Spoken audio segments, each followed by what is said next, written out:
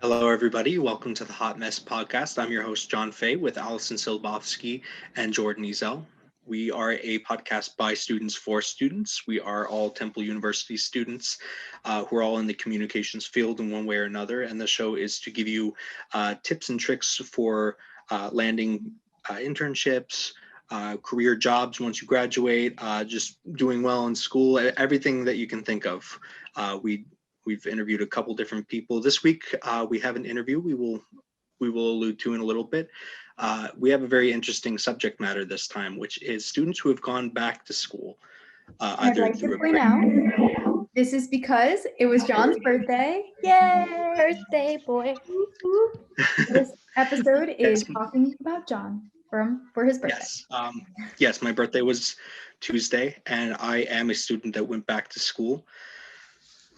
I just turned 27 years old, and I am graduating this semester at 27. So I 27. Yeah. So I thought it would be nice. Since going back to school, I've noticed that there are a lot of students who are in the same boat as me. Like, I thought I was like an outlier, and I was like, oh wait, no, there's like a lot of people who are doing this. So I didn't feel as awkward when I went back. I went back to school full time in the fall of 2017. Sort of had to start over again. Just didn't really, I didn't fail out of classes. I just wasn't really caring about it. I wasn't making as much progress as I should have. I was taking a bunch of really part-time semesters where I was doing maybe like a class, maybe two classes that were, not that many credits. Right. But I've noticed since going back that this was a great decision that I made. Before this, I had worked a couple odd jobs, some kind of blue collar jobs before this. I'd managed a warehouse for a little bit. I'd worked in a big retail store for just under 4 years, and I actually just left that job a little while ago for some writing gigs as well. And it's been a very interesting journey, especially just because a lot of my classes, I am typically the oldest student.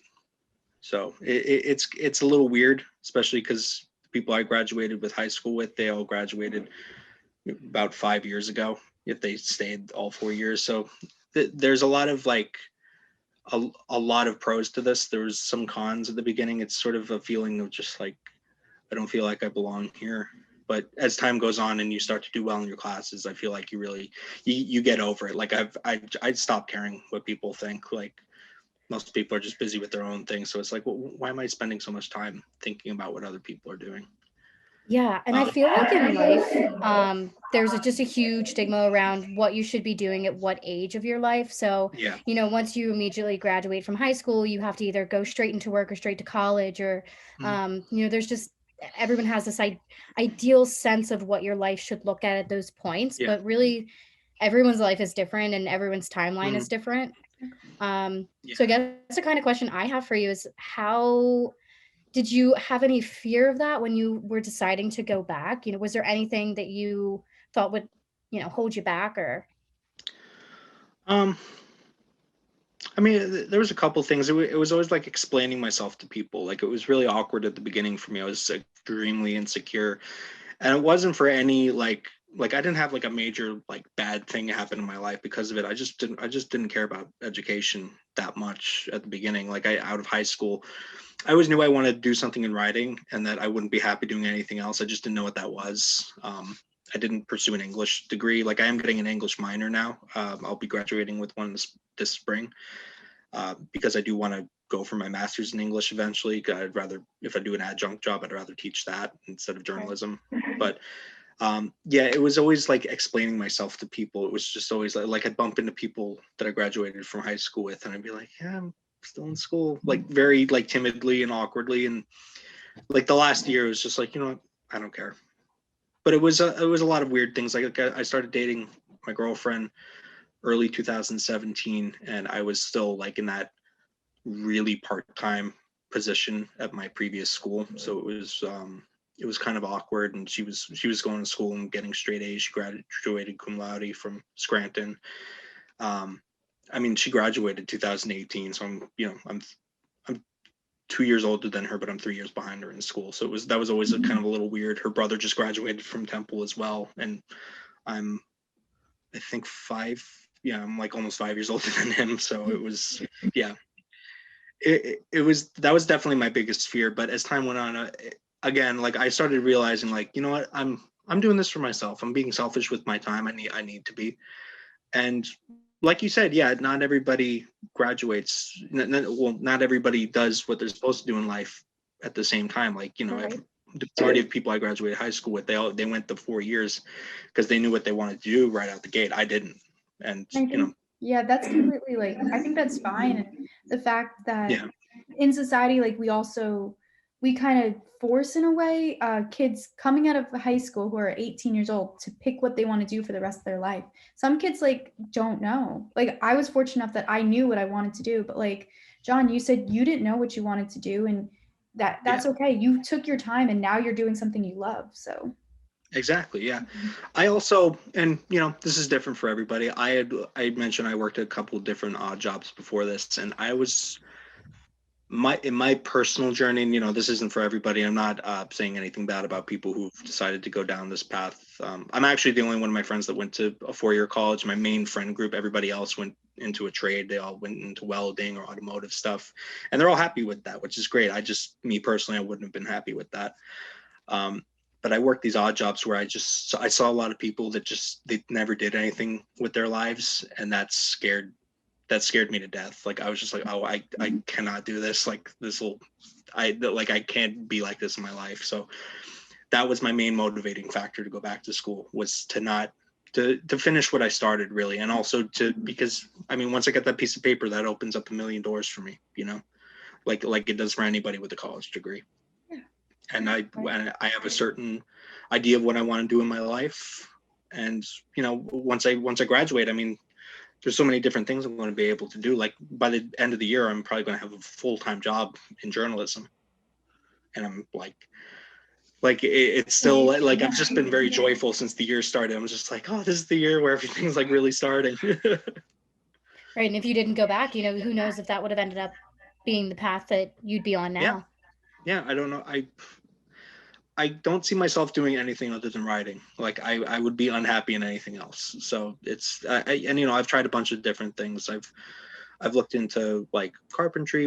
I mean, it's like a hobby of mine at this point, but it's nothing I would want to do for the rest of my life. Like since I was a little kid, I've always loved writing stories. When I got into journalism, I started doing journalistic writing. I got really into that. I love the editing process. So it's all I want to do. And, you know, I'm getting to the point where I can do whatever I want to do. You know, once you have the degree, you're able to kind of do whatever you want. I'm kind of ranting at this point, but it's just like there's so many different thoughts going through my head now. It's just like I'm at the finish line. And the main thing is, I think you have to find what makes you happy, and Mhm. it doesn't matter how long that takes. Like even Yeah. if you started out doing one thing and then you were like, I don't want that, and go back to school or just transfer over to something else, like that's fine. It's in Yeah. the end of the day, it's your life. Do whatever makes you happy. You get one life. You know, I'm not living it for anybody else. Do you have any words of wisdom for people that have, you know, been in your situation where either they're graduated from college or graduated from high school and, you know, they're thinking about Mhm. going back, or maybe have 2 years at like a community college or anything like that? And that's what I did. I graduated from my community college, which I started at my community college in 2012, and I graduated in 2019 because I took so much time off. And then I went back and I basically had to like start over from scratch, just because I had made a lot of progress when I first started off. So um, just my personal experience, I would say finish what you start.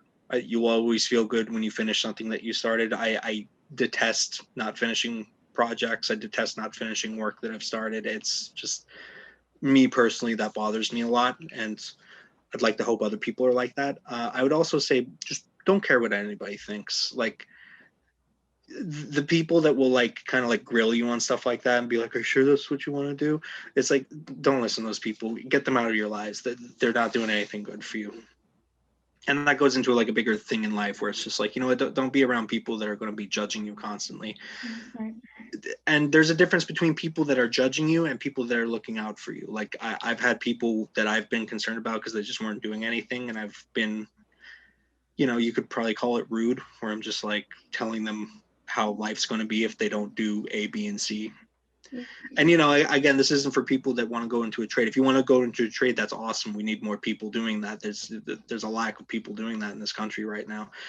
But it's people that just aren't doing anything with their lives. It's like, do something with your life. If it's college, do that. If it's a trade, do that.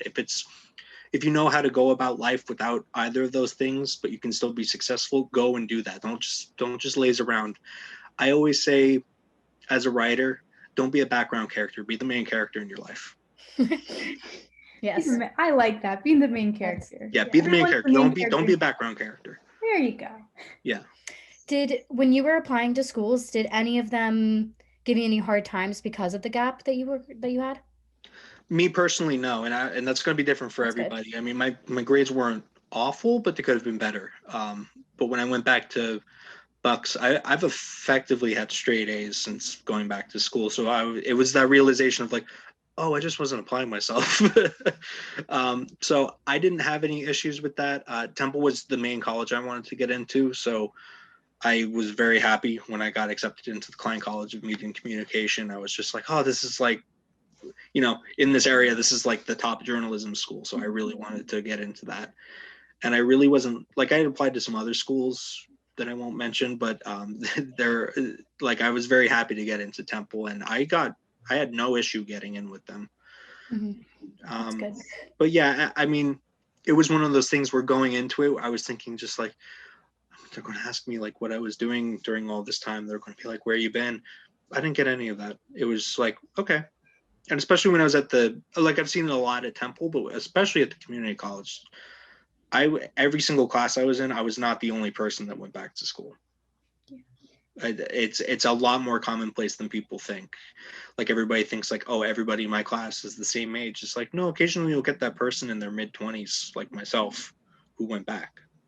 That's what I like about it, though, especially with my program. There's people that, like myself, just came right out of college and just went right into the program. Mm-hmm. I've got people that waited a few years. I've got, you know, older adults that are way developed in their career. And all of us have just such diverse experiences and backgrounds and knowledge that when we come together, it's awesome. I learned so much different stuff from people that did decide to go back. So I'm all for it. Yeah, exactly. Even people in my classes, like I'm still in the undergrad, but whenever I have someone who's like older of age, I feel like they always bring more. Like when we have discussions, they're always like willing to bring more.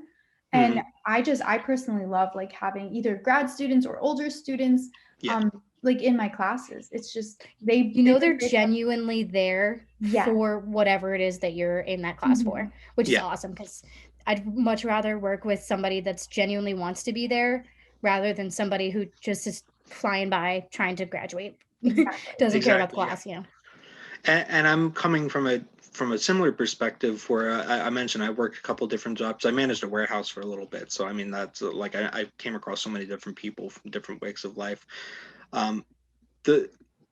I'd say something that differentiates me a little bit, and I'm not saying I'm better than any of the students, not at all, but I definitely have noticed that a lot of students, especially in the program that I'm in, they're a little insulated from what I would call the real world, where, you know, they're kind of just around like-minded people all the time who, you know, they're constantly agreeing with each other. And, you know, there's good to that, but I think it's good to expose yourself. Like I've worked with people that have been to jail. I have worked with people who have lost a loved one and they fell in hard times. I have worked with people who are like me and they're going back to school and they finished. I've worked with people who just completely dropped out.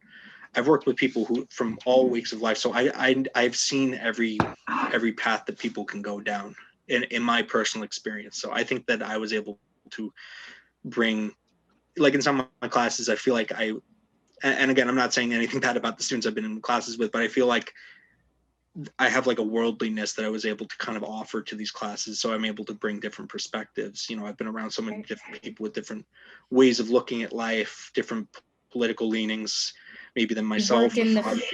Worked.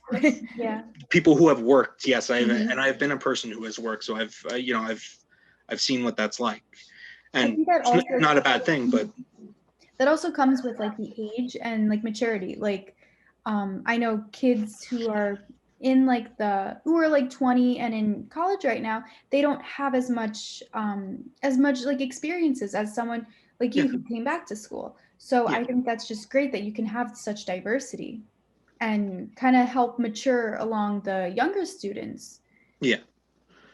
Yeah, definitely. And, you know, I've definitely learned a lot from the students that I've had classes with. I've had amazing teachers at Temple, like some who have completely changed the way that I look at journalism. Two that come to mind, or we did the episode on Brian Monroe. His class really opened my eyes to a lot of stuff. Sarah Landwehr, she kind of, she runs the photography class, and she also does a lot of stuff with the internships through Klein. I fell in love with photography from her class, and I definitely want to implement that more into my career as a journalist. So, you know, you go to school to learn. You're not there to just like, I have one opinion and I'm just going to stick with this for the rest of my life. It's like, no, you're supposed to be exposed to other ways of looking at it. I do feel like I came in with, you know, I had already seen a lot of life and a lot of perspective. So, but I'm always like, I always want to learn more, always. Even if I'm a little older than the students, I don't think of myself as any better. We're all on an even level when we're in that classroom. We're all on the same page. Right. And I gotta say, it's at this point, it's been one of the greatest things in my life that I went back to school, because I'm going to be able to do so much once I get this degree. It's going to be amazing. Like I'm like, every day I'm like waking up just being like, I just got a few months left. And I do want to do the master's, but I am going to wait a little bit. I want to get a job.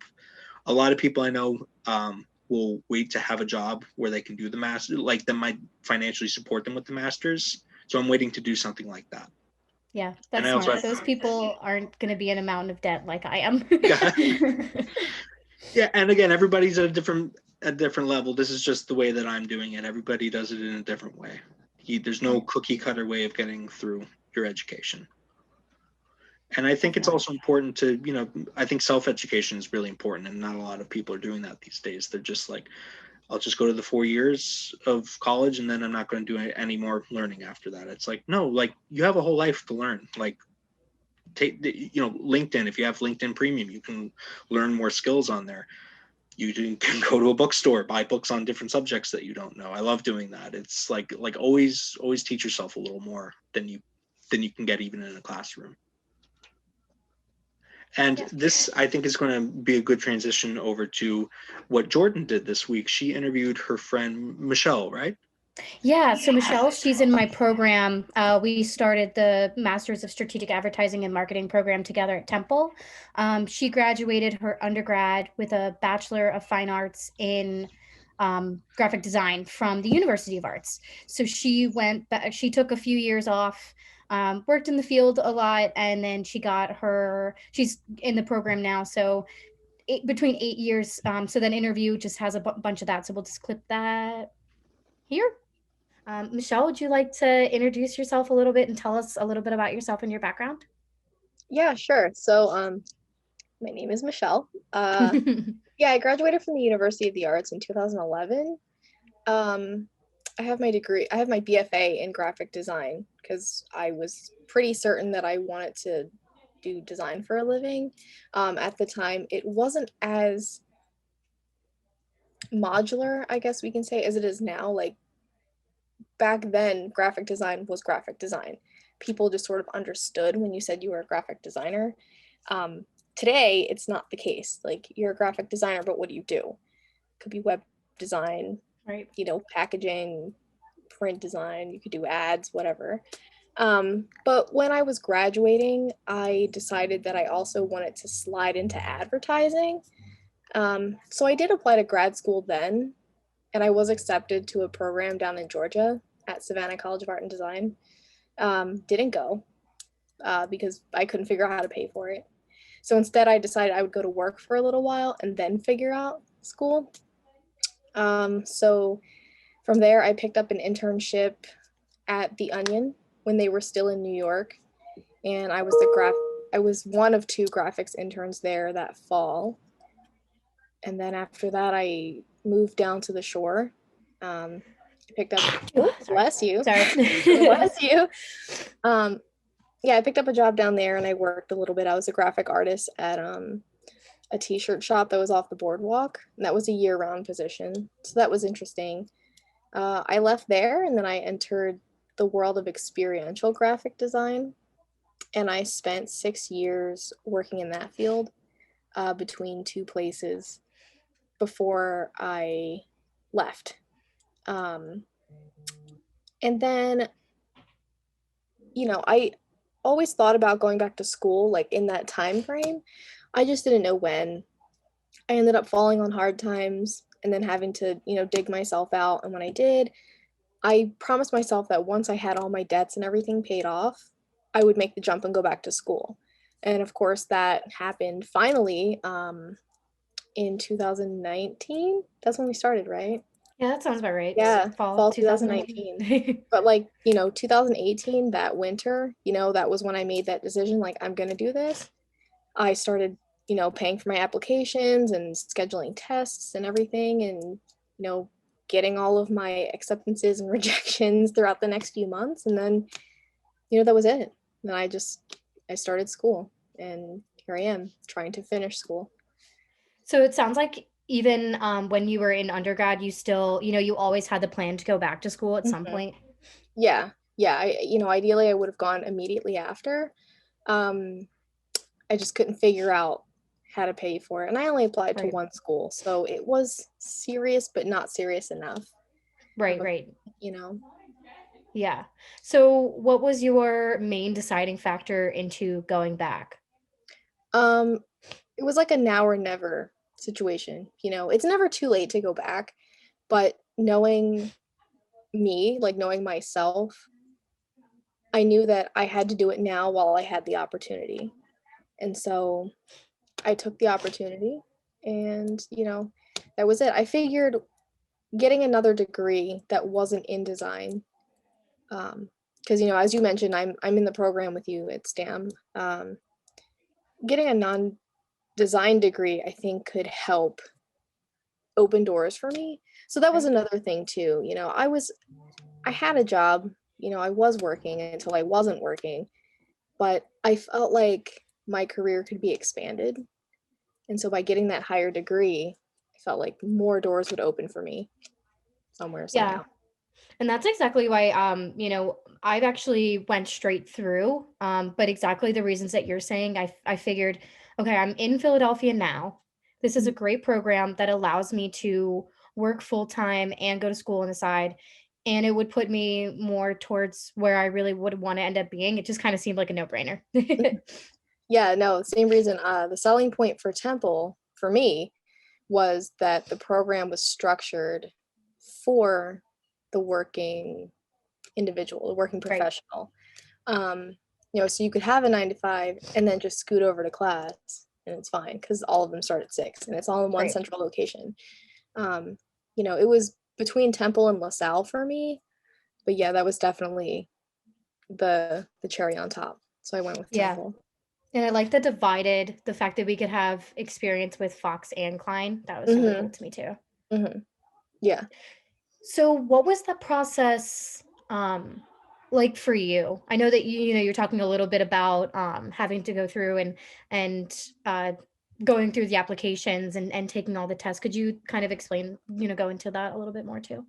Yeah. So first I had to figure out what exactly I wanted to do. And I'm sort of a Jill of all trades. Like I can do a lot of different things, not necessarily like great at one thing sometimes, but I had to narrow it down. So I had to really think hard about what I want. I knew I did not want another design degree. It just, to me, it doesn't make sense to have another design degree.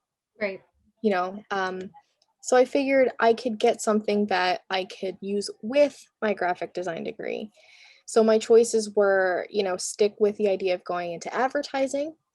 I really have a soft spot for computer science. I have no background in it, but that was something that if I didn't go to art school, I probably would have gone to school for computer science. So that was another subject. And then I was thinking about UX, UI, Right. because that would pair well So with user experience for the listeners that aren't sure. Yeah. Yep. So I did that. I applied to 7 schools, which is kind of overkill. I didn't finish my app to one of them. That was Rutgers. But yeah, I applied to 7 schools. Penn said no. I applied to them for, I think, computer science. And I think that was a mistake. So like they said no immediately. It's okay. Sorry. And then there was Temple, LaSalle, Rutgers, Rowan, St. Joe's, Jefferson. So you're definitely looking to stay local. Yeah. I mean, I am not really in a position to move anyway. I could, if I had kept working, financially, I would have been able to afford it, but it just didn't make sense. Like there's opportunities here, so I figured I would stay here. But yeah, so I did all that. I scheduled my GRE because I knew that was a requirement for most of the schools I applied to. Completely bombed it. I'm not gonna lie. Yeah. I bought study materials and studied not as much as I should have. But yeah, no, I completely bombed it. Somehow I lucked out of not having to take it. Yeah, I mean, that's good. I don't know how I ended up finessing that, but I know Temple didn't require the scores. I think I sent them anyway. And then Penn absolutely wanted the scores. Like they definitely wanted them. And they're the reason why I had to change my test date. Then he still said no. So no worries. yeah, everything happens for a reason. Yeah. And yeah, so I submitted my scores to everyone. Penn was the only one that sort of batted an eyelash at it. Everyone else was like, okay. But I got accepted to, the funny thing is I got accepted to the schools in all 3 programs. So, Jefferson accepted me for UX UI and St. Joe's accepted me for computer science, which was surprising because it was them, Penn, and Rutgers that I applied to for computer science. Penn said no. Rutgers questioned my application because they wanted to say no, but they wanted to talk to me about it first. Respectful. Yeah, I mean, that was fine. LaSalle actually did the same thing because I did apply to LaSalle for that, and their I forget who she was, maybe admissions counselor or somebody in the program or something, she got in touch with me. She's like, look, not saying you can't do it, but just letting you know, like, I don't want you to crash and burn. So she actually got me to turn myself around in what I was applying for there. But yeah, St. Joe's was like, yeah, no, come on in. And then, of course, I had Temple and the other schools for advertising, some sort of advertising program, whatever they had.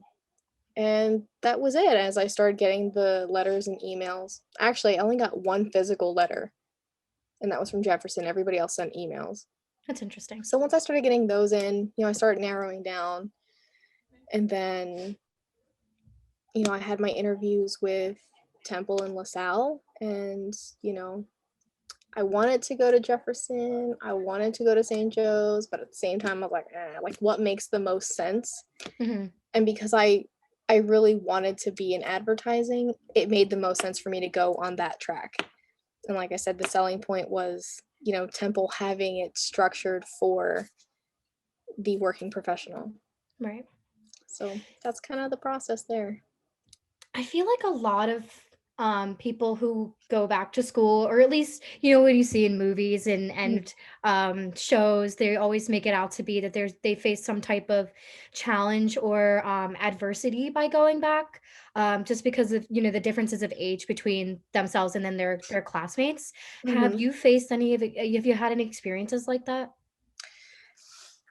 Yes and no. I mean, it was it was funny because when we went to orientation, I was actually quite impressed with the fact that there was people of all ages, all backgrounds, just like floating around, during that dinner portion. And then it kind of shifted when we went to the breakout orientation with our program, because I'm looking around the room and I'm like, these all look like 20 somethings. Right. And here I am, not a 20 something. Sometimes it's challenging because I feel like I can't relate as well with the younger people. Different generations. It's not like there's, a huge age gap between Right. myself and most of the people in the classes. I mean, there are some people who are older than me in our classes. There are some people who are like my age. So I probably relate to them a little bit more. So I think the biggest obstacle is relatability sometimes. I also don't want to come off, when I'm talking to younger classmates, I don't want to come off like, I don't know how to explain this, but if I disagree with them on something, I just feel like sometimes I might come off as like the crotchety old person. I understand what you're trying to say. I don't think that you come off that way at all, but just because of the age difference, you don't want to come off as, oh, well, I'm older. I know more about this than you Right. do. Yeah. Like I know better, Mhm. which isn't always the case. Sometimes someone who's younger might have more experience in something than someone who's older. Age doesn't really matter in that situation.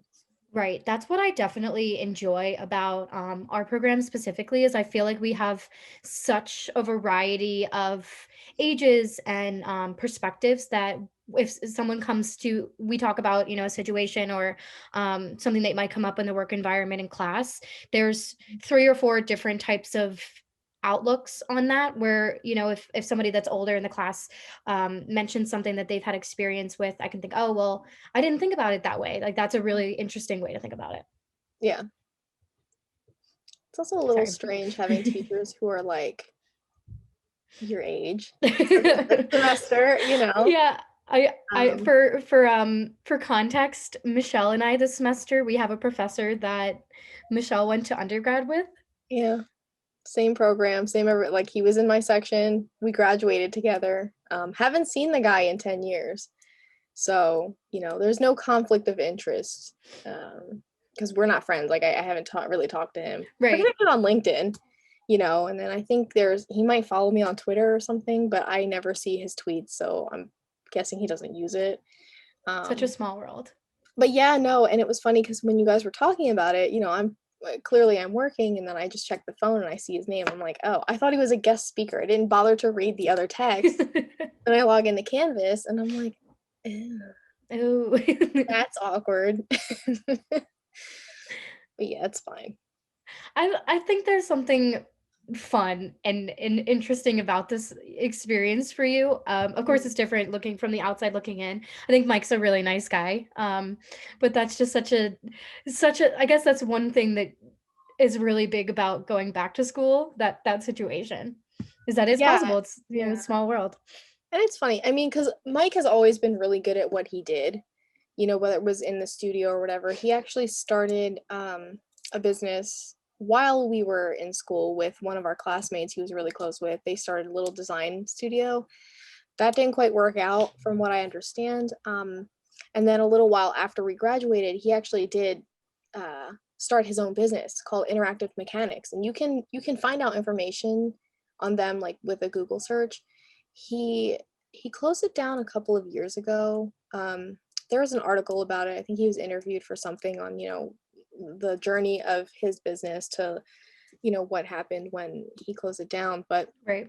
He's always been really talented. And because he's local, or was, I mean, he said he moved. So he's not like in Philly, but he's local enough. And the talent he has, the experience he has, it makes sense that, he would be a candidate for teaching the UX class, especially since that's what his business did. That's eventually what he went into.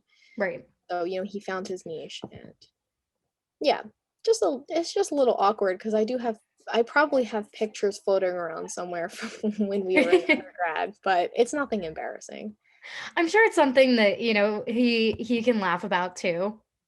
Yeah, I mean, how was maybe. it on the first day when you guys realized that you were both in the class together?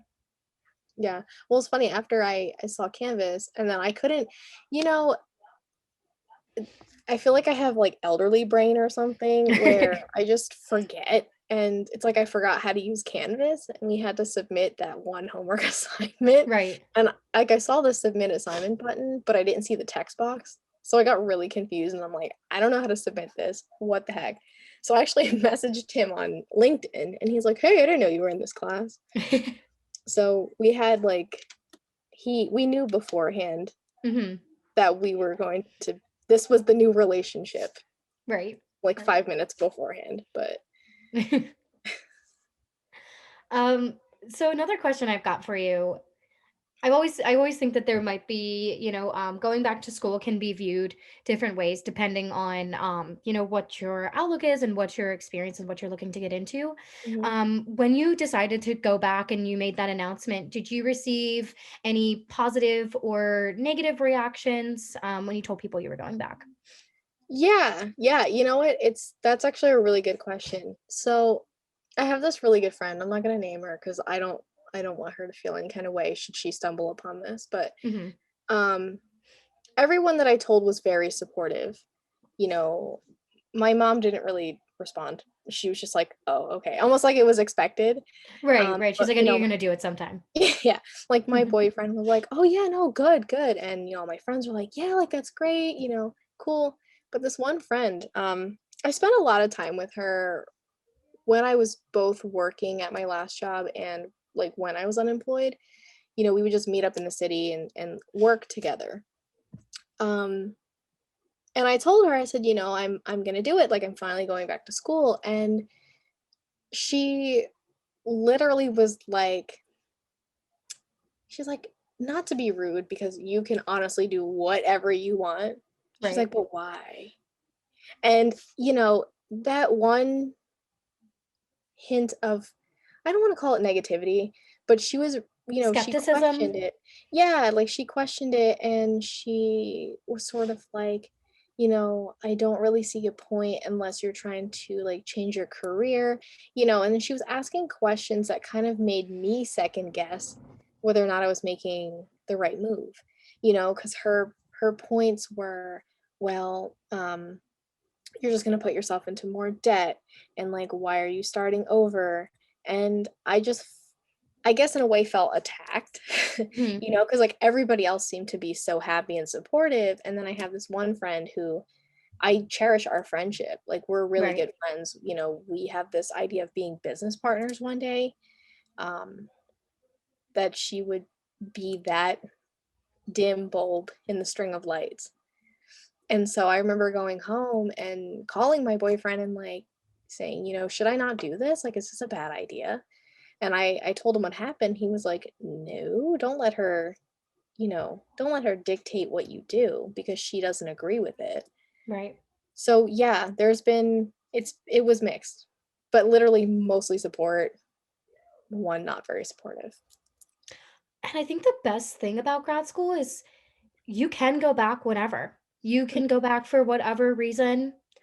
And so I also understand that too, because when I was deciding to just keep going straight forward, my first thought is, okay, you're so in debt from your last experience.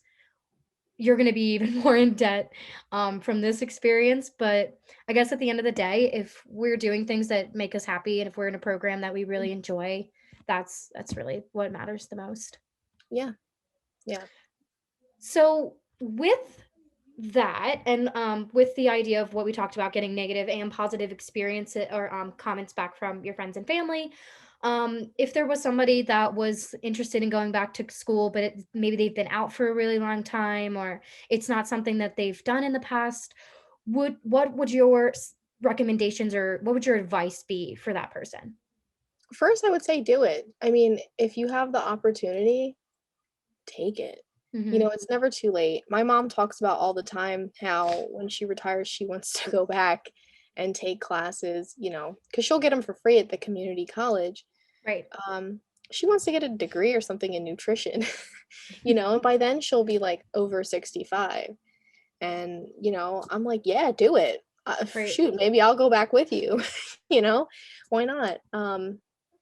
You know, there's no limit if it's something you're able to do, if it's something you want to do. Because I think that's the most important. You have to want to do it. Right. You can't just be like, oh, maybe I'll go back to school, and then you do it, but then you realize it's not what you wanted, you know? If there's even any, if there's more doubt in your mind about doing it rather than excitement or being, you know, thrilled about doing it, Mhm. then I agree with you. If you're not 100% committed to getting the degree and knowing what you're really going to get yourself into, because there's a lot of times where we're working full time and then going to class, you know, 2 nights a week, and then having homework every other night a week, and then on top of it is group assignments and other things like that. It is definitely, it's you know, you are signing up to do a lot of work, Mhm. but at the end of the day, if that's something that you're looking forward to doing and it's something you're really ready to do and feel committed to doing, then yeah, I agree. Yeah. The other thing I would say is do your research. You know, if you know you definitely want to go back, make sure you know what you want to go back for. Because Right. it's not like undergrad, or maybe it is. Maybe the person's going back to undergrad. But generally, most people in undergrad will go right after high school, or like maybe they have a gap year and then they go back. And so they're younger, Mm. you know, you have time to think about these things. So you could go to college, start your gen ed, and then choose a major and go from there. Some people switch majors in between and then might stay like an extra year, extra semester. And then once they're done, they go out into the real world. Someone like me, like if I were going back to undergrad, like let's say I just didn't finish or I didn't go, I could take that time to try to figure out what I want to do before doing it, but it wouldn't make sense for an older person to like start something and then switch majors. Right, I You hear what know, you're saying. I don't know if that makes sense. It does make But sense. I yeah, hear you out. because the difference is like by that point, that person who's, you know, late 20s or like 30 something or even 40 something, they have worked, you know, assumed they have worked all that time. Mhm. So if they're going to make that commitment, they have to make sure it's definitely what they want to do. And I mean, if they switch in between because they, you know, it's not what they thought it was going to be, then fine. But it's not like in earlier years where you can switch a couple of times to figure it out. So definitely research. Yeah. And then, you know, yeah, you need money to go to school. You know, the initial investment might be a few $100s and then a few more $100 for books and stuff. Right. And then, you know, the bulk of the payment it'll get deferred until you graduate. So, you know, having a financial plan is a good idea. I had one. I had a financial plan. You know, I would pay weekly toward my loans, but that was under the assumption I was going to stay at my job, and then I didn't. So now, when we graduate, I'm going to have to figure out um, how I'm going to pay for all that. Right. But you I know, feel I mean, it you. is what it is. I'm fortunate the job I have now. They, you know, contribute per month toward my student loans. So, you know, that's a help. And hopefully the next place I go, because I am looking, the next place I go will have a similar benefit for that, Hmm. which would be nice. If not, then, you know, I'll figure it out when we get there. Yeah, the advice I've always given anyone who's asked me about whether they're, you know, my age or younger or I haven't had too many people that are older than me that ask this, but my Mhm. advice is if you can get a company to pay for it, Yep. if you're 100% game and you don't care, go for it. But if you're like questioning or don't really fully need it to advance in your career and you can get a company to pay for it, Mm-hmm. that's the way to Yep. go. 10 out of 10 Yeah, recommend. definitely. Yeah, a lot of companies have reimbursement programs. A lot of them require you to pay up front and then maintain a certain grade average, and then you get your money back. So that might be difficult for some. But you know, loans exist, Right. scholarships exist. They're a little harder to get for grad school loans. Yeah, They're which or is so not weird. scholarships. I mean, Yeah. yeah. I guess it's Yeah. because they figure most graduate students are working or have That's some true. sort of, financial sustainment. So they don't Yeah. need as much aid as somebody who's an undergrad. And even though both are voluntary, Yeah. you choose to go to college or you choose to go to graduate school. I think graduate school is more of a choice I because agree. it's not a requirement for for life. Unless you're in some other occupations, but for the most part, yeah. Oh yeah. Yeah, certain occupations you got to get your doctorate in order Mhm. to, do what you want to do.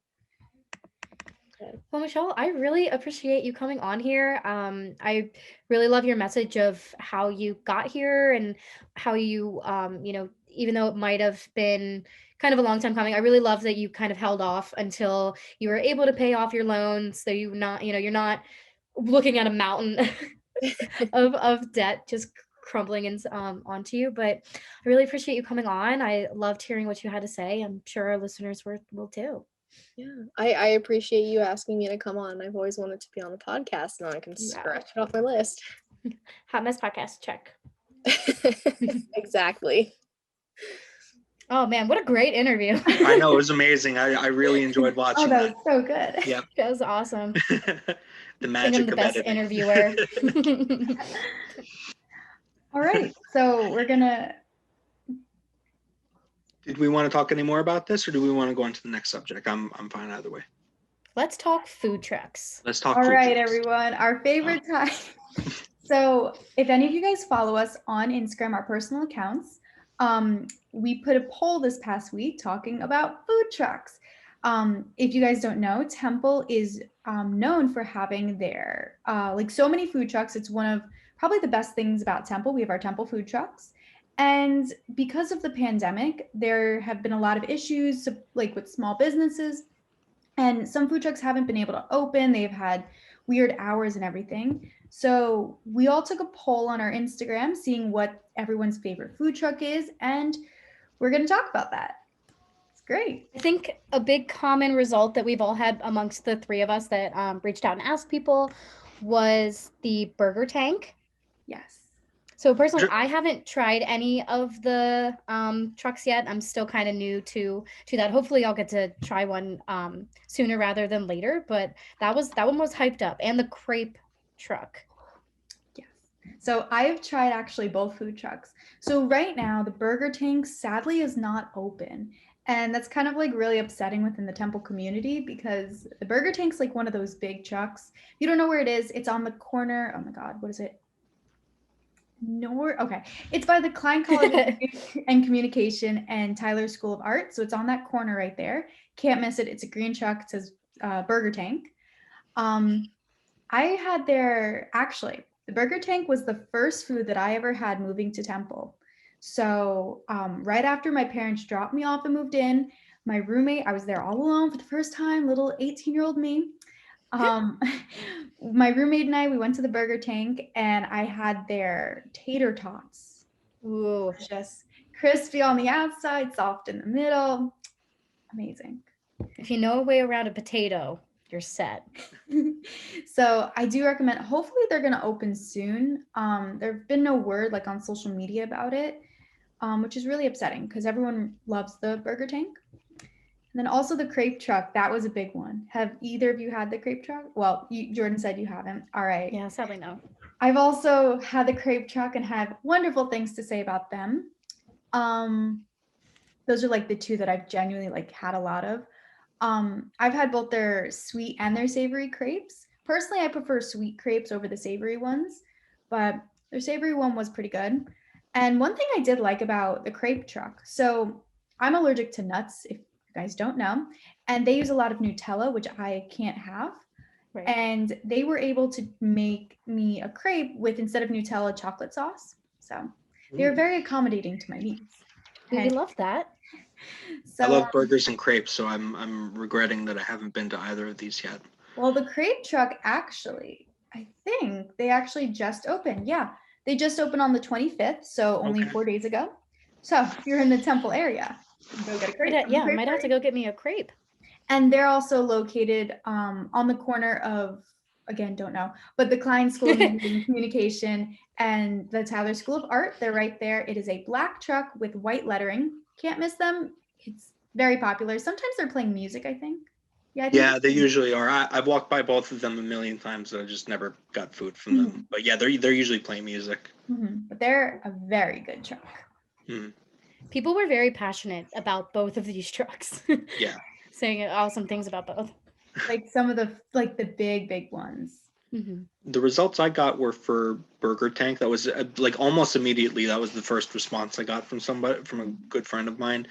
And then I got another one from somebody that we all know. I'll mention the name afterwards. She mentioned the burrito place. I'm not sure which one that is. The burrito stands. Do we know which one that is? I'm not that familiar with the food trucks. I think there's a burrito truck across from Klein. And this person, she is a Klein student, so it might make sense.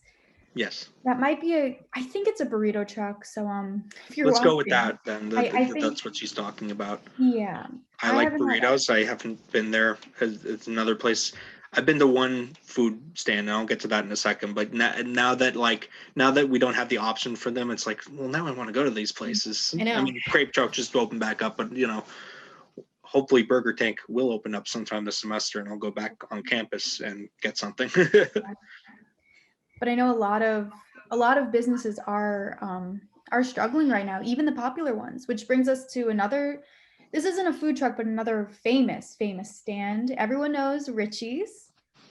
For those of you who don't know, Richie's is probably one of the famous concession or food places on campus. They've been around for over 50 years, I believe.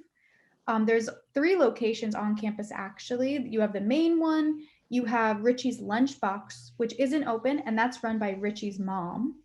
And then you have Richie's Cafe in one of our off-campus student housing, Carden Atlantic. But he just recently posted on his Instagram that to support small businesses because they're also struggling, which it's sad because that's literally like everyone on campus knows Richie's. Have you guys had Richie's at all? Yes. Okay. I have yet to have Richie's, but I knew about Richie's before even going on campus. So like it's one of those things. If you go to Temple and you say you don't know Richie's, then you're not going to Temple. Stop lying to me. Even if you haven't had Richie's, everyone knows Richie's. Everyone knows Richie's. You have to. My roommate, when we first moved to this apartment, so right near Temple, she's like, "We have to go. You have to try it." My roommate and I, we have a tradition that we do every semester. So it's during finals time. They have a mozzarella stick grilled cheese. And it is the best thing. We only have it once a semester during finals time. Think of a grilled cheese with mozzarella sticks in the middle, and you dip it in tomato sauce. You open it, it's like cheesy, gooey amazingness. Oh my goodness. Sounds. Where has that been all my life? It's literally amazing. And like, I don't know how Richie makes it because sadly, last semester or 2 semesters ago when COVID hit, we weren't able to get our grilled cheese because neither of us were on campus. So we made it ourselves. Wasn't the same. But literally, that is the best thing ever. I recommend everyone trying it. It's amazing. Yeah, it's great. That sounds delicious. That sounds really good. Might have to try that. And then their iced coffee to die for. Like, I don't know what he puts in that, but they're so good. Like, such a good. I heard it's a little bit of heaven. Yeah, that's honestly what it is. You just drink, like, it could be the coldest day, and like, I don't know anyone who, well, I'm sure people do, but like nobody gets hot coffee from Richie's. You have to get their iced coffee. They have 3 flavors, I think, or they might only have 2 right now, but they have the caramel, the vanilla, and I think they have hazelnut. I'm not sure though. Ooh, awesome, amazing. I'm a coffee connoisseur, so I still need to try them out. Every single fun Richie story, I counted every single in-person class I had at Temple, which was only a semester and a half of in-person classes because I came in 2019 in the fall. Every single class I saw somebody with something Richie's. It was usually their coffee. Every single class I was ever in, I always saw Richie's stuff in there. Branding. Yeah. Oh yeah. Oh my God, Richie's branding. Oh, like I can go off about that. He now has his partnership with Carden Atlantic. So he has like on one side it's the Carden Atlantic logo, and then on the other side it's his logo, and it's on their coffee. It's great. Yeah. Speaking of So coffee. moral. Oh, go ahead. No, go ahead. I was just going to say, moral of the story, if you're around Temple and you can help support some of these local businesses, you know, they've been here for, Butcher's been here for what, over 50 years? Over 50 years. Yeah. So I'm not sure what the same situation is with the food trucks, but if anyone's around and, you know, you're seeing some open places, definitely swing some business their way. I definitely recommend going to like one of these stands instead of like maybe for once like skip out on the Chick-fil-A or skip out on the Chipotle and like support the local businesses. Like you can get your chicken nuggets, you can get your chicken sandwich, you can get your rice bowl from somewhere else, but get it from one of these small businesses because they're really struggling right now. And they're really good, apparently. I can't attest. But... No, they are. They're very good. Yeah. We're mentioning Richie's Coffee. Speaking of coffee, I've mentioned I haven't really been to any of the food trucks on campus. The one place I frequented very often was Cloud Coffee, which is right on the corner of. It's right next to the Diamond Street parking lot. Like if you park there and you're coming onto campus, it's like one of the first food trucks that you pass by. So it's in front of Tyler School of Art. Yeah, it's across from the Tyler School of Art. They were like my place I went to at least once a week. Like usually on a Friday, I would stop by there.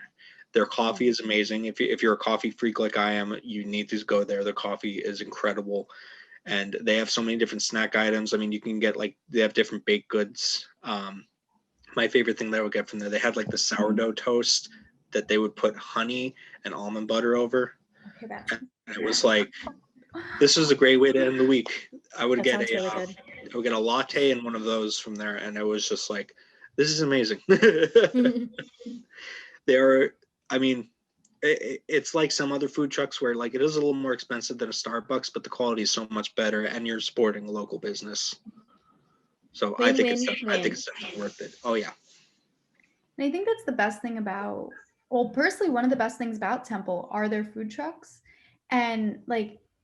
Everyone who I talk to, everyone has their own food truck that they love. I know like the halal stands.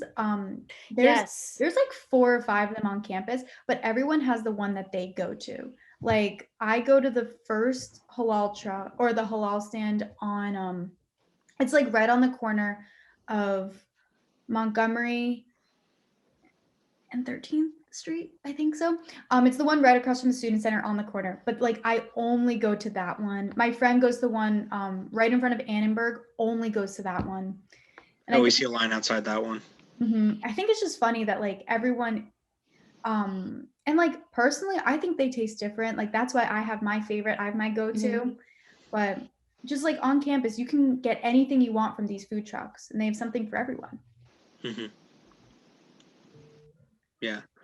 Yeah, I think if you're on campus and you know of a place that's open, go support them. You know, like you said, it's like you can go to Chick-fil-A, Chipotle anytime, and they're good. I like them, but you know, they're doing fine right now. These places they're solely depending on people that are students, staff. You know, I'm sure they get some people because you know you could just walk on campus if you feel like it. I'm sure they have like some people who live around the area who just, you know, they're just citizens in Philadelphia who go to these places. So help them out. And like this is a really weird time where businesses like really need the help, and a lot of them that for various reasons are not getting that help.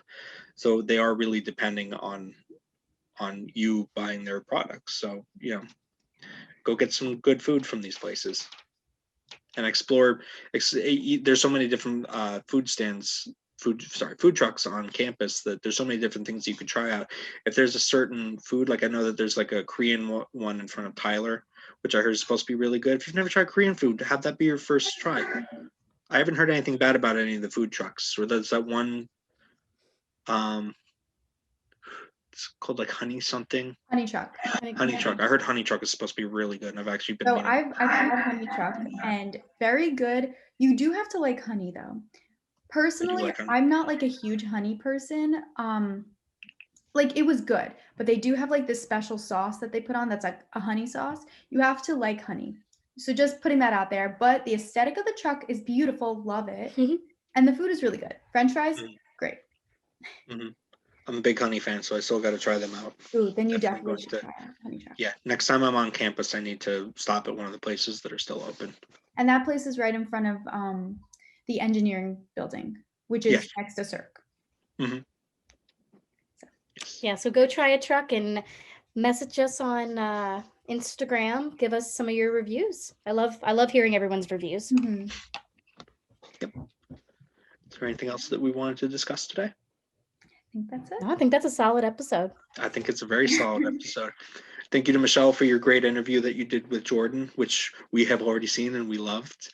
Yes. So I'm looking forward to how people, I shared my story. I can't wait to hear her story with all this, with the first topic that we discussed. Go to the food trucks on campus if you're on campus. Support small businesses. Support small businesses in general, not just food trucks. Yes. In general, And support don't small judge businesses. people who go back to school. Let them live their lives. Yeah, everyone be happy. Do what you want to do. Don't judge other people. Be nice.